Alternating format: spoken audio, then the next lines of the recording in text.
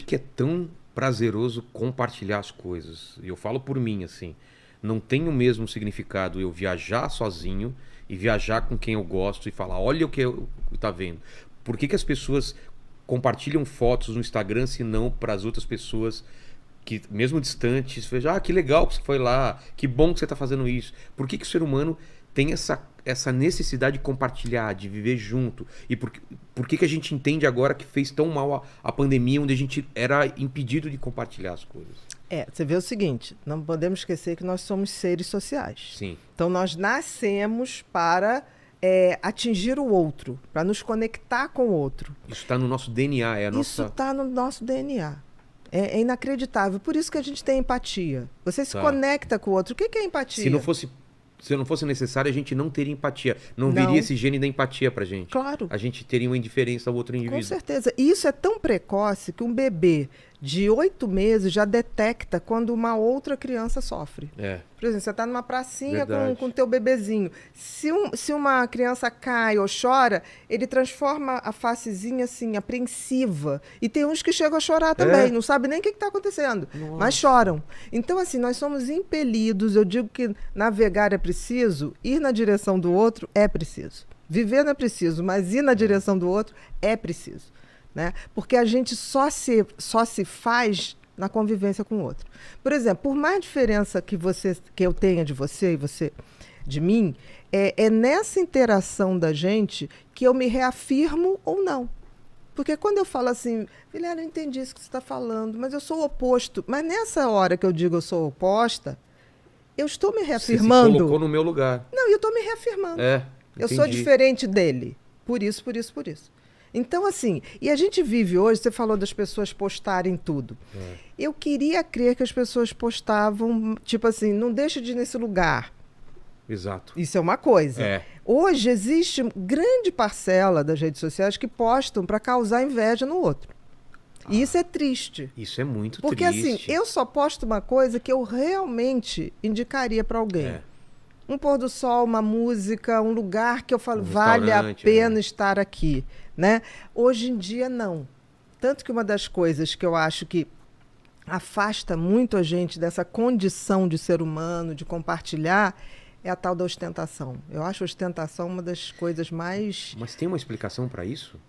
Tem. A gente vive numa sociedade em que você está valendo pela grife que você usa. Né? Você está sendo... Não, e hoje em dia pelo número de seguidores. Nome de seguidores. Mas você vê, as grandes pessoas que têm milhões de seguidores são pessoas que ostentam uma vida que eu não sei nem se elas têm.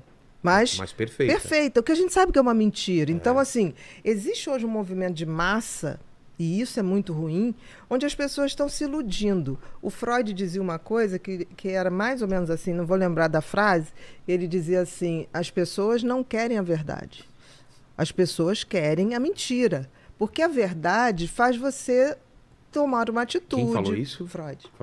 A massa nunca teve interessada... É o mito da caverna, do Platão. Exatamente. A massa nunca teve interessada na verdade. Mas ela não vive sem ilusão. É que nessa história do Platão, né? Que as pessoas estavam acorrentadas e elas viam a sombra. A sombra do que acontecia lá fora. Por acaso, um cara consegue sair da corrente, vai lá fora, vê que o mundo não era só aquelas sombras que é colorido, que tem 3D, né? Que tem tridimensionalidade e tal. Volta, fala pros caras, os caras não acreditam e matam ele porque ele era uma ameaça ao que eles a vida inteira acreditaram. Exatamente. Que doideira. E no final do livro eu faço uma comparação do Matrix, né? O primeiro. Que é isso também, né? Que é isso também. Um cara assim, acordando para a verdade, para a realidade. O que a gente vive hoje, talvez eu digo que as pessoas estão procurando a felicidade. Primeiro não sabem o que estão procurando no lugar errado e no tempo errado. Tempo também? Tempo. Porque assim, você só tem como ser feliz aqui e agora. Tá. Todo o resto não existe. O tempo que a gente tem de relógio é uma abstração. Putz, porque o agora não existe, né? O tempo é uma entidade tão mequetrefe que ela não se sustenta. Como assim? Por exemplo, eu posso vir aqui 20 vezes, mas nunca no mesmo tempo. Ela é uma entidade que não se sustenta. O que eu venho aqui, o espaço, eu venho aqui, eu posso vir aqui. Não, isso aqui é a casa do Vilela. Ponto. Certo. Isso aqui é a inteligência LTDA. Mas nunca voltarei no mesmo tempo. Então, é uma entidade fluida. Como é que você define uma coisa? Você precisa para poder viver nesse mundo, se organizar.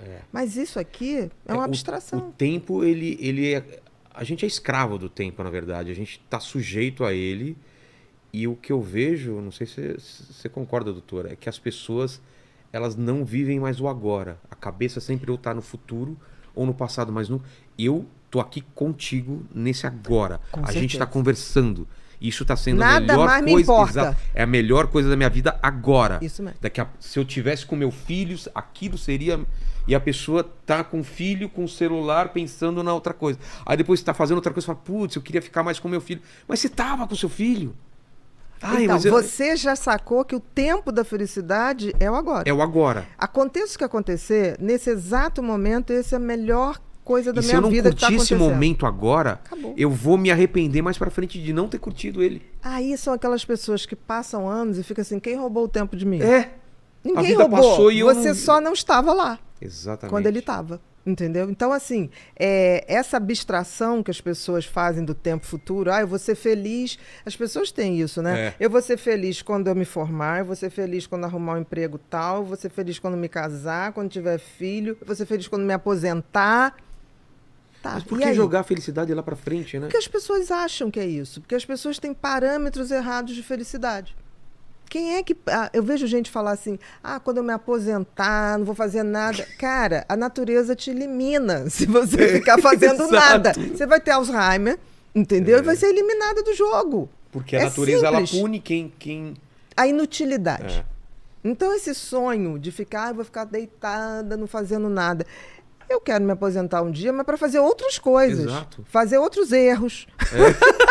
Não errar as mesmas coisas. Eu não me permito errar as mesmas coisas. Também acho. A não ser que tenha sido um erro bom, um erro gostoso. Aí olha, pode até ser, mas erro bom, em princípio, não se repete. Porque se é bom, não é erro, Exatamente, foi acerto. Exato. Então, eu acho que as pessoas, por exemplo, por que uma pesquisa que foi feita nos países, no Fórum Mundial de 2018 ou 2016, se eu não me engano, botou o seguinte, a idade mais fácil das pessoas serem felizes é na infância, quando a gente não tem nenhuma expectativa sobre a vida. Tudo te surpreende. Até porque a criança não tem noção de tempo. É verdade. Quando você fala pra criança assim, papai vai te levar na Disney. Ele começa assim, pai, a Disney é amanhã. Pai, quando é que é dezembro? Meu filho era insuportável. A gente vai pra Disney. Eu falo, não, mas você tem que falar isso faltando 3 dias. Porque senão ele vai ficar, pai, quando é que chega o dia de ir pra Disney? E quanto mais ansioso, mais obsessiva a criança fica. Exato. Então, por exemplo, quando eu tinha pacientezinho muito ansioso, de toque, o pai falava assim, em setembro falavam que iam pra Disney em dezembro. O garoto enlouquecia. Nossa. Eles me ligavam, eu falei, quem mandou falar? Eu falei jogo pra falar 3 dias. Meu filho não entendia que não era toda hora que ele queria que tinha jogo do Brasil. Exatamente. Mas por que não tem jogo no Brasil? Porque é só sexta. Mas por que é só sexta? Aí no outro dia ele acordava. Hoje é sexta? Hoje é sexta? Hoje tem jogo do Brasil? Não, é só sexta. Então, ele vive o momento imediato. Putz, que legal então, isso. Então, assim, né, a criança não tem essa coisa, ele não tem expectativa. Ela não joga expectativa pra frente, né? Não, ele quer aqui agora. Ele gostou, vamos repetir. Não, e é muito fácil ele jogar a atenção dele pra outra coisa. Ele quer muito fazer essa coisa. Fala, não, filho. Mas tem uma coisa aqui muito legal, vamos brincar. Ele aqui, muda. Ele muda, ele já tá achando aquilo a melhor coisa. Isso é demais. Por quê? Dá pra aprender com isso, né? Dá muito pra aprender.